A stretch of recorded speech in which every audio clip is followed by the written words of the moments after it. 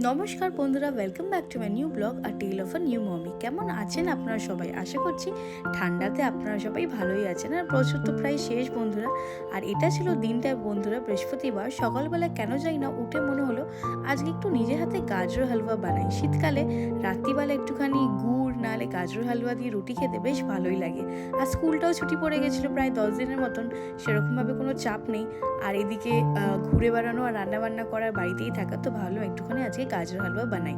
তো বাড়িতে কিছু ছিল না, তো ব্লিঙ্কিট তো আমাদের আছেই বন্ধু। তো সকালবেলা দুধ, খোয়া, গাজর সব কিছু আনিয়ে নিয়েছিলাম। আর তারপর তো টুকটাক আমার যেগুলো লাগে ম্যাগি, ডিম টিম, সেগুলো একবারে সব আনিয়ে ঠানিয়ে নিয়ে রেডি হয়ে গেছিলাম যে আজকে গাজর হালুয়াটা সুন্দর করে বানাবো। তো এই যে প্রথমে দেখুন গ্যাসে একবারে ঘিটা গরম করে নিয়েছিলাম। আর আমার একটা সব থেকে সুবিধার কাজ কী হয়েছে জানেন বন্ধুরা, আমাকে গাজরটা গ্রেট করে দিয়েছিল আমার দিদি যে কাজ করে। তো আর ওই তাড়াতাড়ি সব কিছু হয়ে গেছিলো। তো ঘিয়ের মধ্যে প্রথমে আগে